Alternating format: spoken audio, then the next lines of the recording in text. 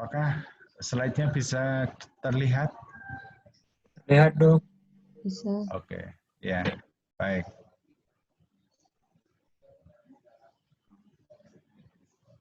Ya, kita akan membicarakan tentang risk assessment dan mengukur causation ya. Dan ini nanti di minggu kelima waktu Anda tutorial itu nanti mungkin lebih banyak ke membicarakan masalah ini. Nah ini ternyata oleh Galileo Galilei ini tentang hubungan sebab akibat ini sudah dipikirkan nih pada tahun 1632. Ya. Di sini dia mengatakan true causes are not necessary and sufficient to produce a given effect. Ya, jadi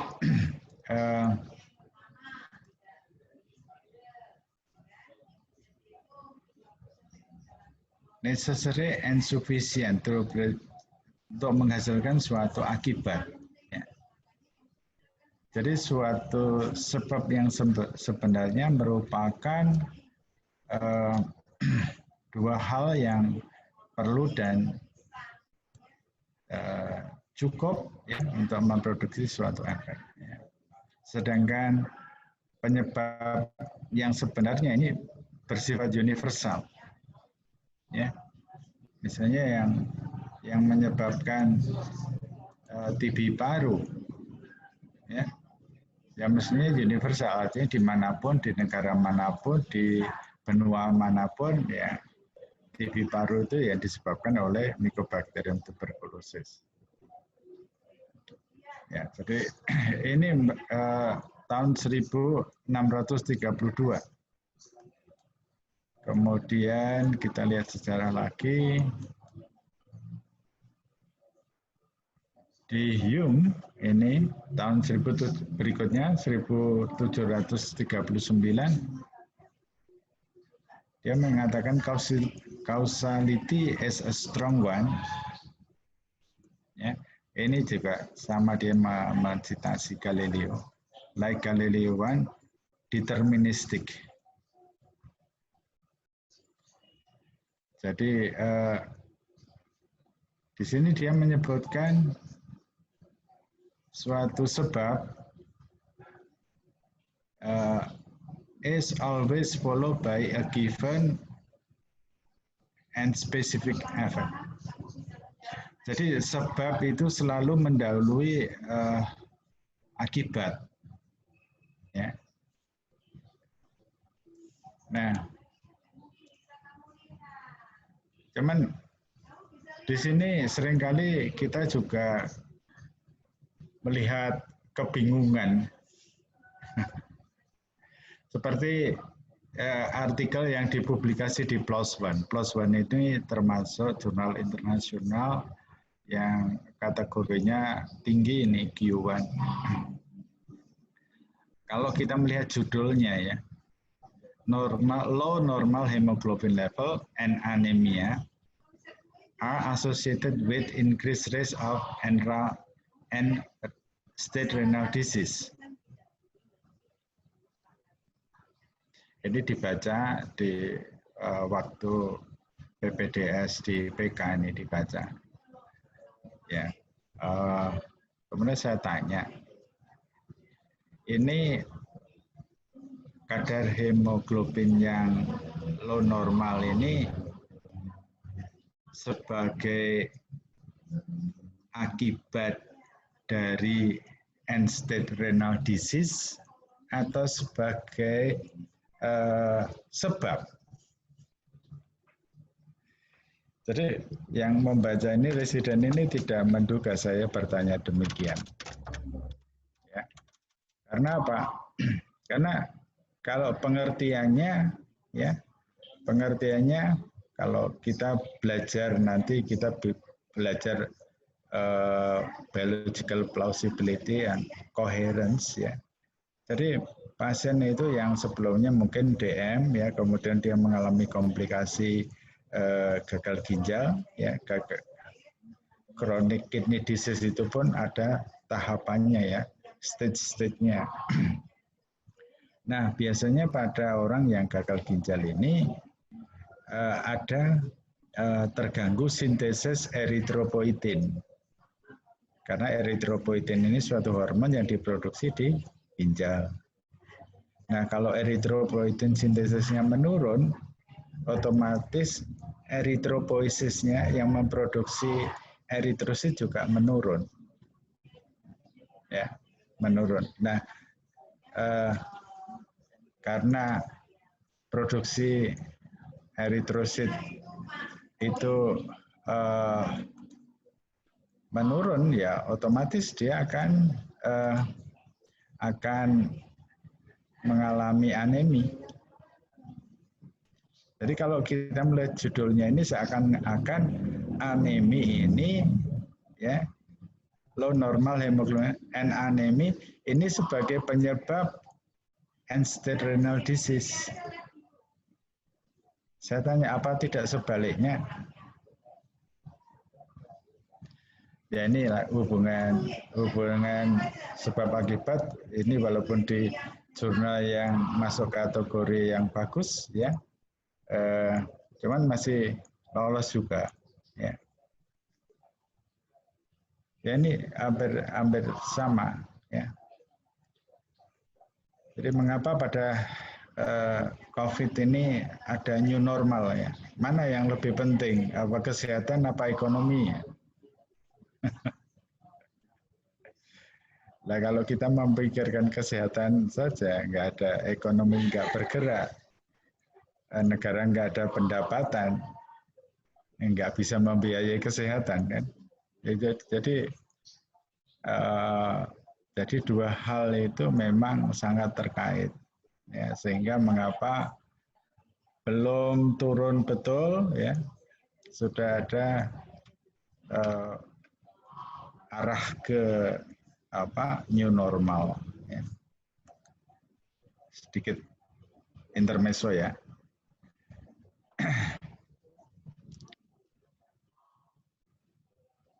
Nah, ini lain lagi nih. Ini di kedokteran ya, di kedokteran ya. Jadi di sini adanya mutasi gen, adanya trisomi pada trisomi 21 ya. Ini bisa menimbulkan misalnya Down syndrome misalnya.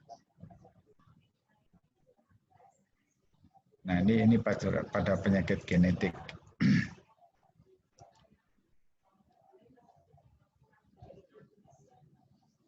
Nah ini Robert Koch yang menemukan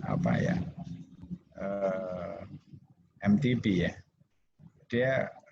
Akhirnya dia menemukan postulat Koch ya.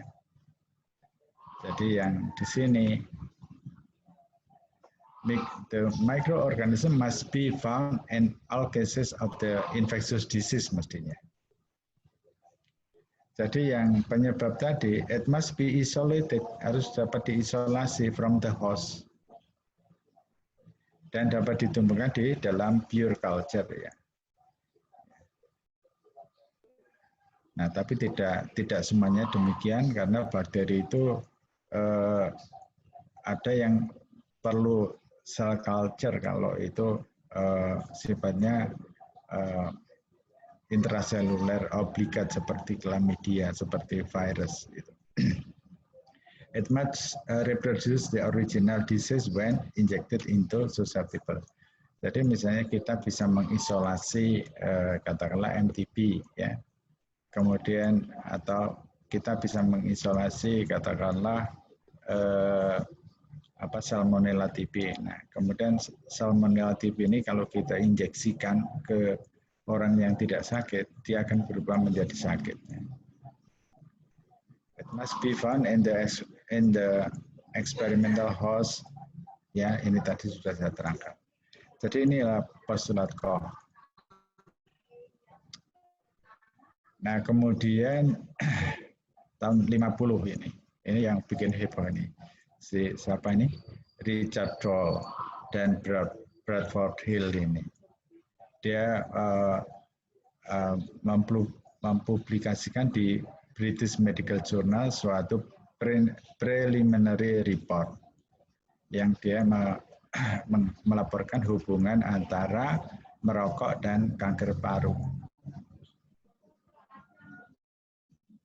Nah, sehingga sampai sekarang kriteria Hill ini kita pakai, ya, kita pakai untuk melihat ya, hubungan sebab akibat.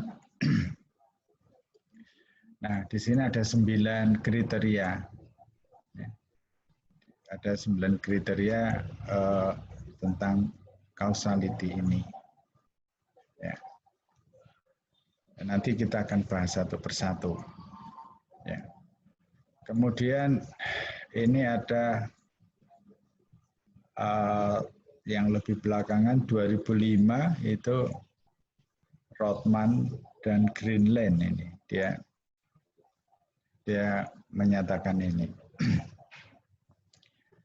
Jadi di sini apa?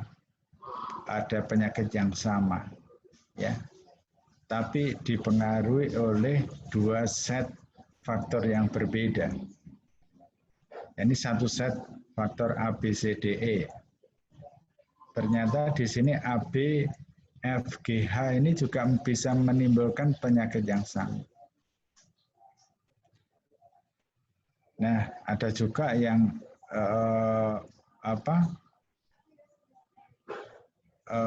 penyakit yang sama itu hanya karena satu faktor.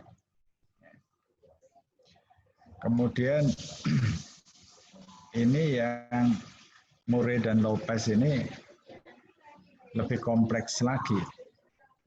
Jadi kalau ini adalah outcome-nya ya, outcome. Ini ada beberapa faktor, ada sosioekonomik, ada behavior, ada psychological, ya, ada outcome. Dan ini masing-masing sosioekonomik ini juga ada beberapa ya, ada 1, 2, 3.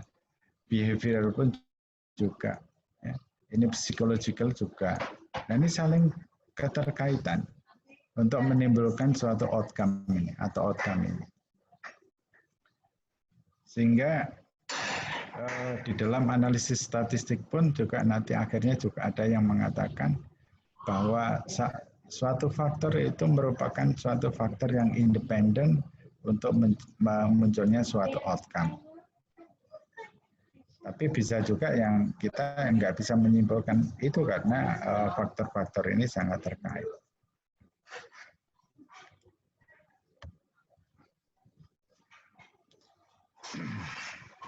Nah, ini contoh kematian ya, kematian, dan ini adalah penyebab kematian yang ada di sini. Ini pada dunia negara-negara maju ini yang sedang berkembang.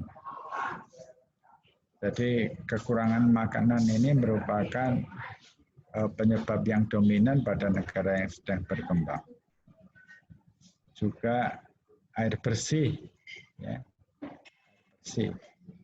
Tetapi di negara maju tembakau ini menjadi faktor penyebab kematian yang paling dominan, yang disusul dengan hipertensi dan juga kekurangan gerak badan. Jadi itu tadi yang dari Murray dan Lopez yang complicated tadi, ini contoh dari apa yang mereka laporkan.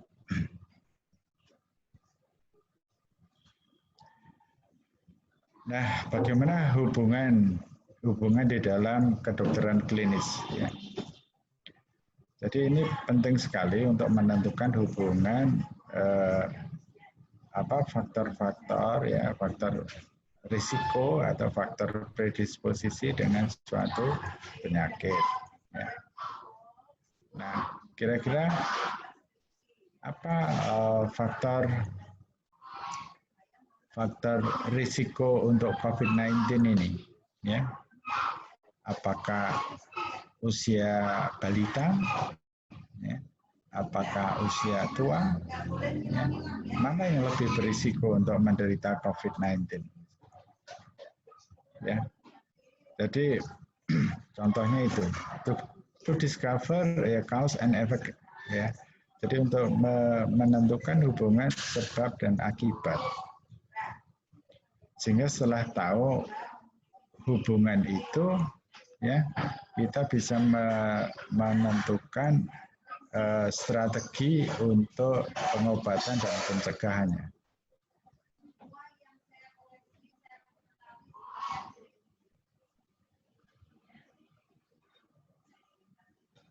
Ya.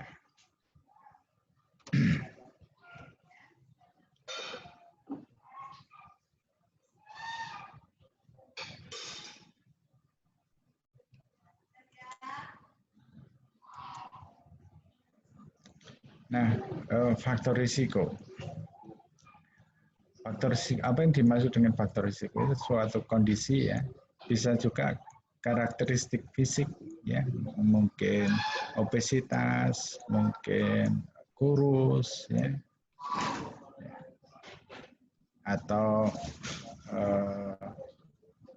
golongan darah, ya, atau perilaku, ya, yang dapat meningkatkan perilaku, misalnya tadi merokok, ya, atau minum alkohol, yang dapat meningkatkan kemungkinan, ya, dari orang yang semula sehat kemudian menderita suatu penyakit. Nah, tipe dari faktor risiko ini bisa terkait dengan lingkungan, bisa juga dengan perilaku, kebiasaan, ya. Misalnya ada suatu daerah yang suka memasak itu dengan cara dibakar, sehingga pada daerah itu orang-orangnya banyak dijumpai nasofaring karsinoma misalnya. Social risk factor juga ada genetic risk factor. Misalnya HLA golongan darah, ya, itu bisa jadi sebagai faktor risiko. Nah, paparan, apa yang dimaksud dengan paparan? Ya, ya misalnya ini seseorang yang memiliki kontak dengan atau misalnya dia, ya, kalau kita COVID tadi, ya, COVID ini pertama kali di Wuhan pada akhir Desember, ya, di sana. Nah, kemudian orang Indonesia misalnya ada yang belajar di Wuhan sana, ya, dia memang terpapar, ya. Orang terpapar belum tentu sakit, tapi dia tinggal di daerah epicentrum. Ya, exposure may occur at a single point in time. Jadi bisa saja sesaat. Ya. Ya, maksudnya sesaat itu apa? Mungkin kebocoran reaktor nuklir. Ya. More commonly, exposure is chronic. Misalnya yang sebagian besar, ya, lasemia ini, paparan ini kronik untuk bisa menimbulkan suatu penyakit. Di sini contohnya hipertensi atau misalnya merokok, ya, hubungannya dengan kanker paru, bisa jadi misalnya menggunakan injeksi KB, ya,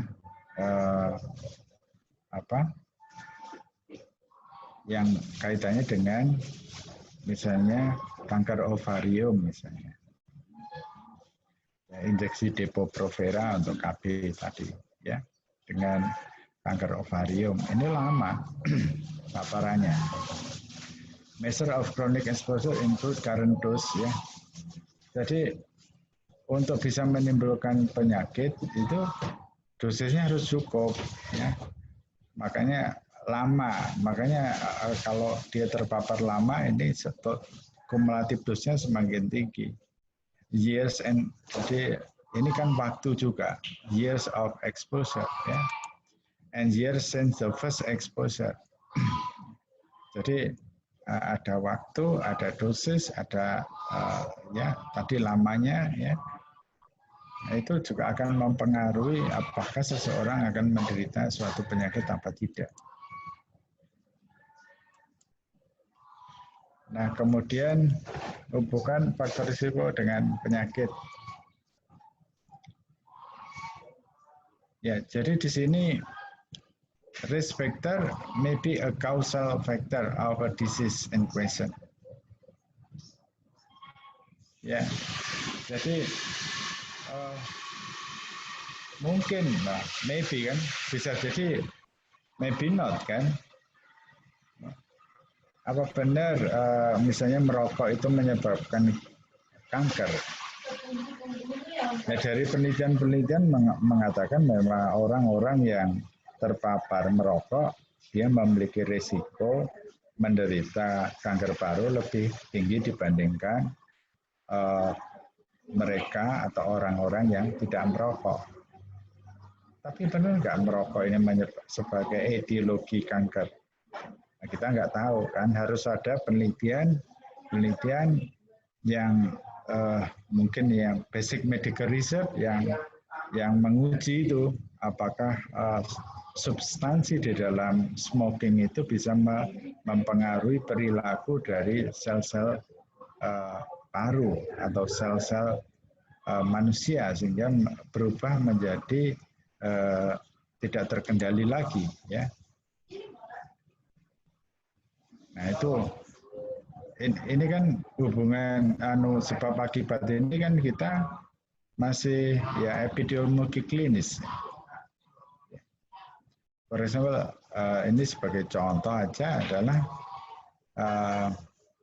perawatan prenatal yang kurang baik, ya, juga penggunaan obat ini bisa mempengaruhi ya, bisa merupakan suatu faktor penyebab dari kematian neonatus. Ya. Juga status sosioekonomik juga dipikirkan sebagai marker dari kematian neonatus. Tapi kita tidak bisa menyebabkan kematian neonatus disebabkan karena status sosioekonomik, nggak bisa. Kita tidak bisa mengatakan bahwa kematian neonatus ini karena dalam prenatalnya itu kurang baik. Ya.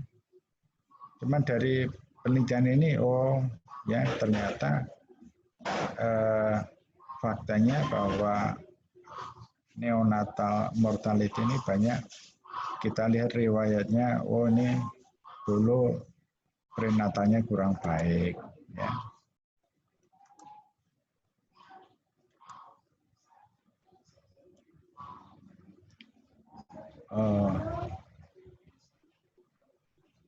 Jadi bagaimana mengukur risiko ya? Jadi kita perlu mengukur risiko ini menggunakan suatu penelitian ya. Nah, desain apa yang paling baik digunakan untuk mengukur risiko ini? Nah, ini desain penelitiannya itu bisa dari eksperimental maupun observasional ini, ya, prospektif cohort, historical cohort, case control maupun cross sectional.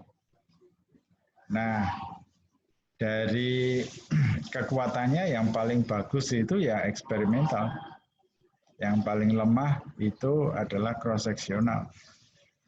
Mengapa cross sectional yang paling lemah? Karena kita mengukur paparan dan juga sekaligus outcome itu pada saat yang sama. Sehingga kita tidak bisa mengatakan mana sebabnya, mana akibatnya kan gitu. Nah, mungkin kalian juga bingung apakah bisa eksperimental untuk menemukan hubungan sebab akibat. Ya, ini contoh saja. Ini ternyata bisa, ya. Jadi untuk melihat efek dari kafein, ya, terhadap tekanan darah sistolik. Jadi eksperimental ini mungkin bisa digunakan untuk apa ya? Misalnya lifestyle ya, bisa. Jadi ini ya mungkin volunteer ya sehat ya. Kemudian mendapatkan placebo, mendapatkan kafein dosis rendah dan juga kafein dosis tinggi. Kemudian diukur tekanan darah sistoliknya, ya, ada kenaikan apa tidak, ya, demikian. Dalam periode pengamatan 6 bulan. Nah, di sini kita bisa mengatakan bahwa ini desain yang bisa untuk melihat, untuk membuktikan apakah kafein ini berpengaruh terhadap tekanan darah sistolik apa tidak. Ya, tapi ini tadi ada keterbatasan untuk penelitian yang eksperimental ini. Ya, ya seringkali kita berhadapan pada masalah etis, ya, dan juga tidak praktis, ya. Sehingga yang sering digunakan untuk penelitian mencari hubungan sebab akibat ya penelitian observasional. Nah,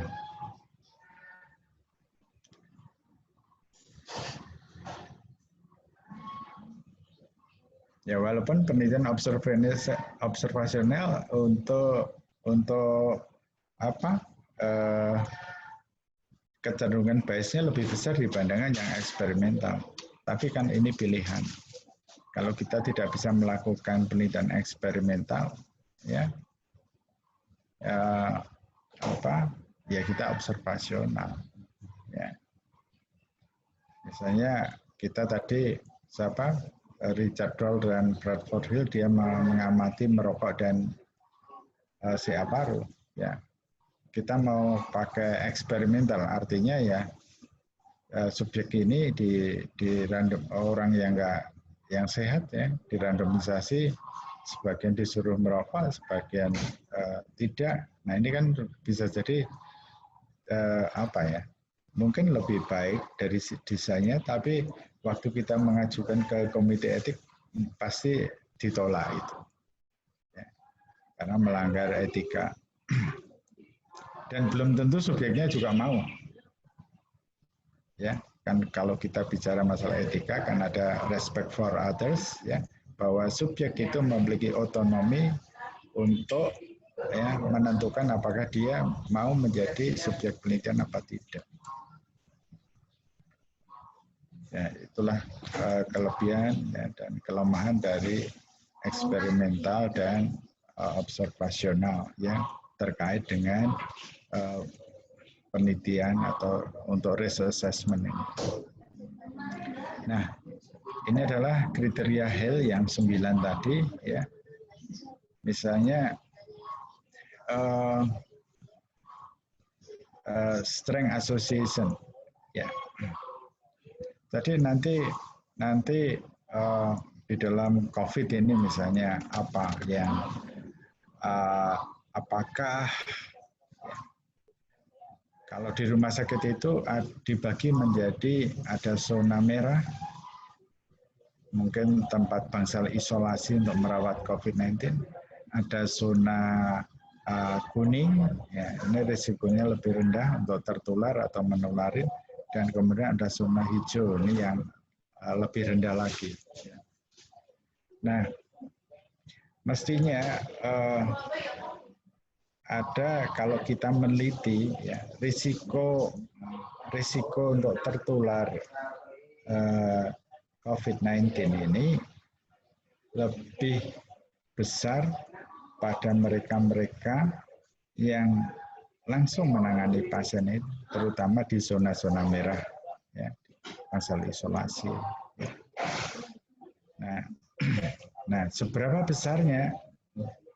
Jadi pertama kali harus dibuktikan ada tidaknya hubungan, ya. Kita bisa lihat dari odds ratio atau relative risk-nya, ya. Nah, seberapa. Terus kemudian kita lihat juga 95% confident intervalnya. Kalau melewati angka 1 berarti tidak berbeda bermakna. Tapi kalau dua-duanya di atas angka 1 maupun di bawah angka 1, kita bisa melihat bahwa itu signifikan. Nah, setelah signifikan, entah itu sebagai faktor yang protektif atau yang faktor risiko, kita melihat seberapa kuat hubungan itu. Kalau semakin besar, ya, odds ratio itu semakin kuat hubungannya dibandingkan kalau mendekati 1 semakin lemah hubungannya itu.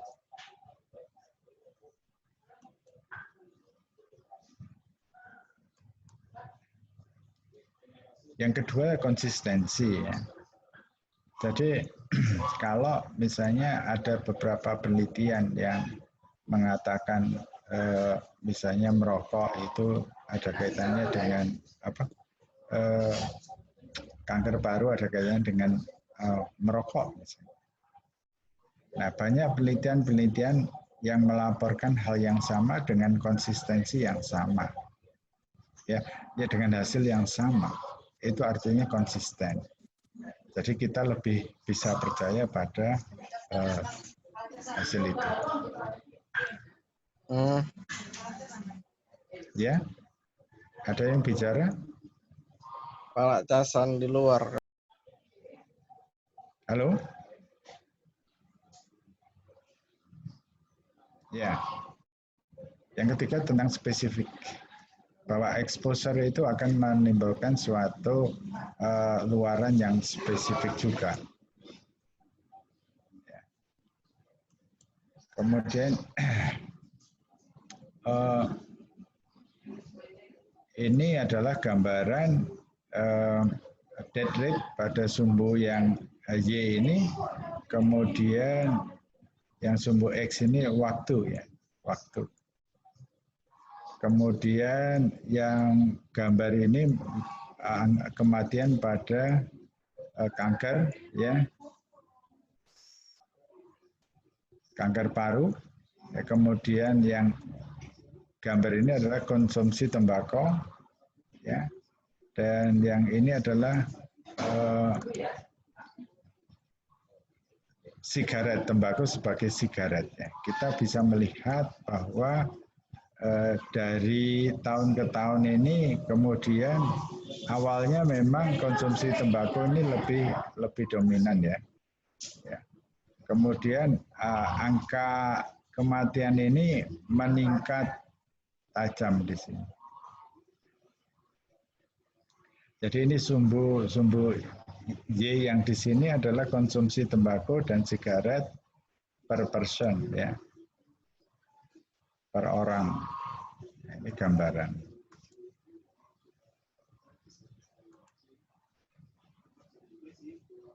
Ya.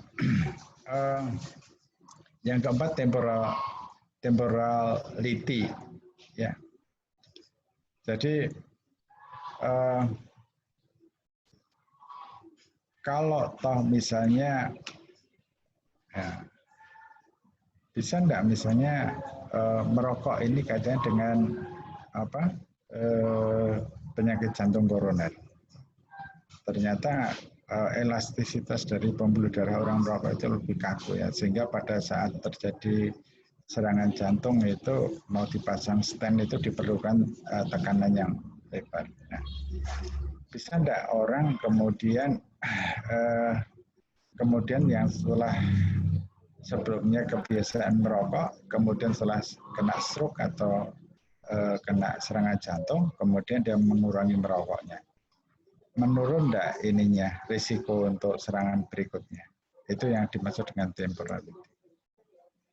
Kemudian biological gradient, ini kaitannya dengan dosis ya, semakin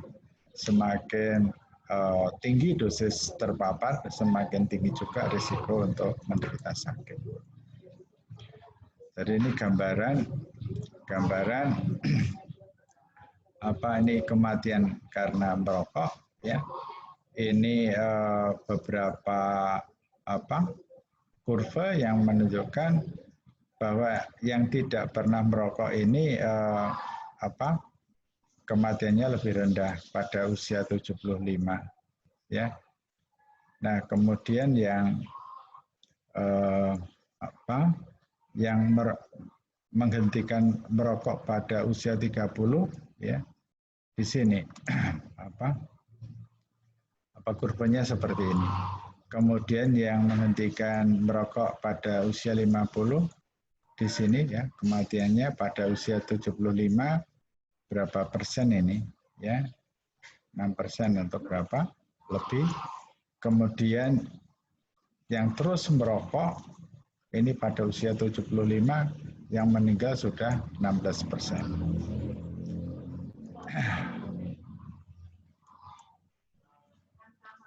Yang ke-6 yaitu ini hampir sama nih, plausibility ya. Mungkin enggak itu. Sebagai contoh yang tadi saya terangkan tadi. Nah, dikatakan oleh peneliti itu bahwa anemia ini menyebabkan end-stage renal disease. Masuk akal enggak ini? Ataukah bukan sebaliknya? Biasanya end-stage renal disease ini sesuai dengan progresivitasnya, dan kemudian dia akan menimbulkan anemia. Jadi ya kita harus kritis masuk akal apa tidak. Ya ini sebenarnya coherence ini hampir sama dengan biological plausibility. Jadi makanya di sini coherent as being similar to biological plausibility. Ya. Jadi contohnya begini. Pathological evidence of bronchial epithelium changes, ada perubahan epithelium pada bronkus, ya,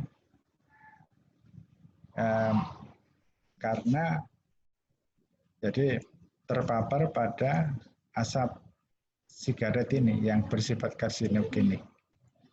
Jadi ada hubungannya karena merokok ini dengan perubahan di epitel pada saluran pernapasan. Nah, kira-kira masuk akal, ada koheren enggak? Misalnya kalau merokok ini ada perubahan pada epitel di saluran kencing, ya, kemih misalnya. Ya. Jadi mungkin tidak, ya toh?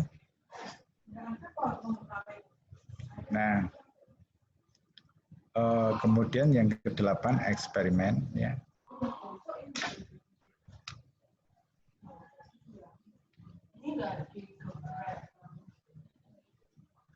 Ya, jadi faktor risiko itu ya bisa dikendalikan ya, bisa dikendalikan. Ada yang bisa dikendalikan, ada yang tidak. Jadi seperti merokok ini bisa dikendalikan. Di sini ada cessation of exposure ya. Jadi ada yang tidak, misalnya golongan darah misalnya, kan kita nggak bisa mengubah, tapi kalau itu perilaku mungkin bisa diubah. Ada faktor-faktor risiko yang manageable, ada yang tidak manageable. Ya.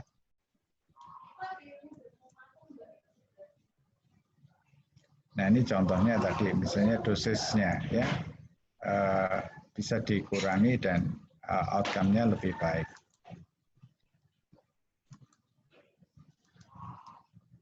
Ya, ini contohnya nanti di pertanyaan. Yang ketiga, analogi.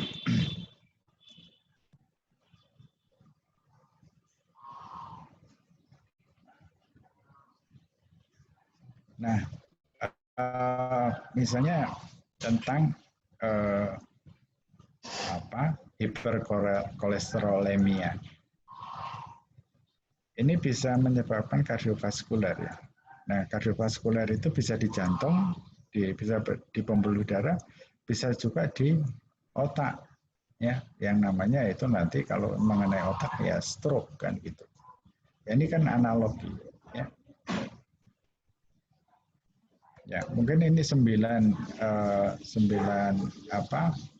kriteria dari health ya, perlu dipahami untuk kita waktu meneliti apakah benar ini suatu penyebab, suatu outcome itu terjadi karena faktor-faktor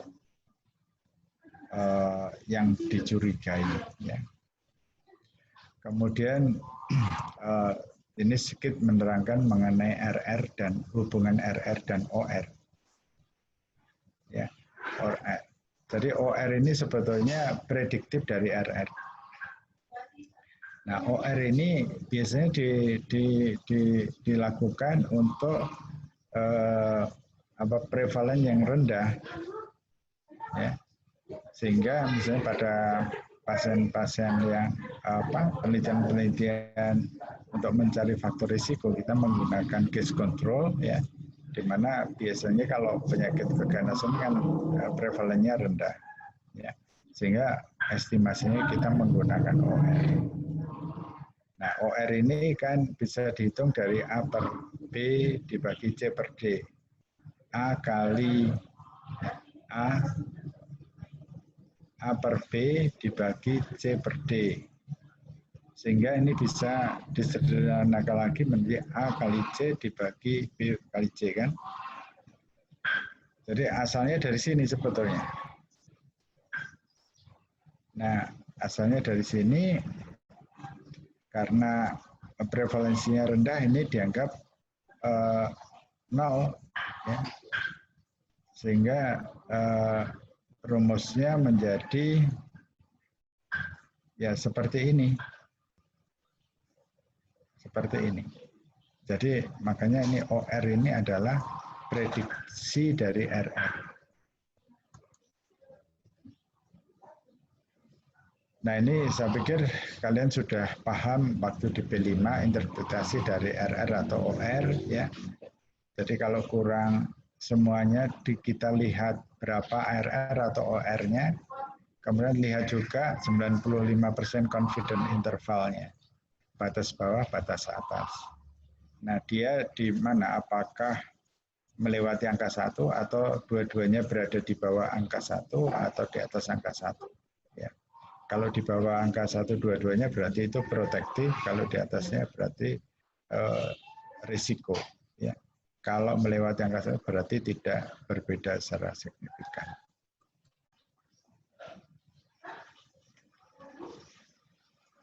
Ya, mungkin ini cara penghitungannya Anda bisa baca sendiri. Sampai di sini ada yang mau ditanyakan?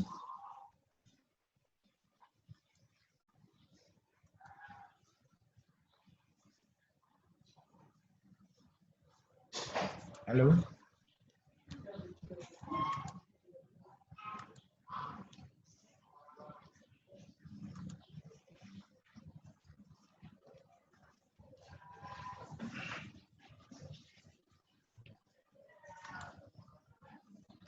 Ya.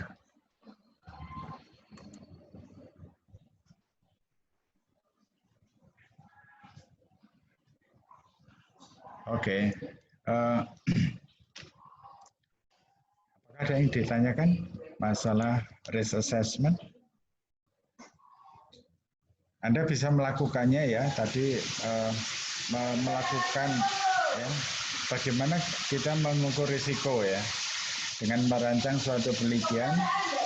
Bisa juga penelitiannya itu eksperimental ataupun yang observasional, yang analitik, baik itu cohort, case control maupun cross sectional.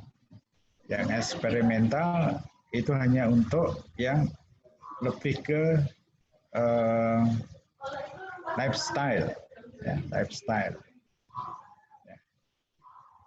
Mungkin itu 2 topik kuliah dari saya. Kalau tidak ada yang ditanyakan. Dok, izin bertanya. Ya, Dava, ya. Saya tadi masih agak belum paham di bagian yang kalau misal RR sama OR-nya itu kurang dari 1 itu berarti tidak signifikan, itu maksudnya seperti apa, ya, Dok? Begini, saya tidak mengatakan begitu, Dava. Jadi, jadi misalnya, ya, ditemukan suatu penelitian yang mengatakan bahwa laki-laki ya ditemukan untuk kaitannya dengan COVID-nya dibandingkan yang wanita misalnya dari jenis kelamin.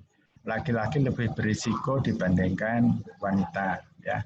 Kalau dilaporkan ya katakanlah RR-nya itu ya RR-nya itu katakanlah 4 ya RR-nya 4 ya. Nah, kalau kita lihat 95% confidence intervalnya RR4 itu berada di antara 3 dan 5 gitu. Berarti itu batas bawahnya kan 3 dan batas atasnya 5. Baik 3 dan 5 ini kan di atas 1. Kalau di atas 1 kita yakin bahwa faktor jenis kelamin ini betul-betul sebagai faktor risiko untuk COVID ini pada laki-laki. Jadi dia lebih berisiko dibandingkan perempuan. Nah, tapi kalau misalnya dia, ini misalnya jumlah sampelnya itu kurang banyak, sehingga dilaporkan RR-nya 3, tapi batas bawahnya itu katakanlah 0,9, ya, batas atasnya katakanlah 15. Batas bawahnya kurang dari 1, batas atasnya lebih dari 1 kan, 14 misalnya. Jadi inilah yang dikatakan ini tidak signifikan. Karena satu kaki mengatakan justru dia itu sebagai efek yang melindungi, ya, protektif. Kaki yang satunya mengatakan dia itu faktor yang berisiko, sehingga kan tidak bisa konklusif. Yaitu yang dimaksud dengan melewati angka 1. Tetapi misalnya suatu faktor ya memiliki RR, katakanlah RR-nya itu misalnya RR-nya 0,7 ya. Terus kemudian dihitung confidence interval 95%-nya, itu bawahnya itu 0,4, atasnya 0,9, batas atas dari itu. Nah, sehingga kita yakin kedua kakinya mengatakan bahwa suatu faktor ini adalah justru ini protektif. Justru ini malah melindungi untuk supaya tidak terkena COVID-19 gitu. Itu maksudnya Dava. Ya, Dok. Jadi kalau melewati angka 1 itu artinya batas bawah itu ada salah satu di bawah, salah satu di atas dari angka 1. Nah ini kita nggak bisa tidak konklusif, tidak bisa menyimpulkan. Tapi kalau dua-duanya 95% confidence interval itu di atas angka 1, kita bisa meyakini ini signifikan sebagai faktor risiko. Ya. Nah, kalau dua-dua nilai 95% di bawah angka 1, kita bisa yakin bahwa ini adalah faktor protektif. Gitu. Begitu ya.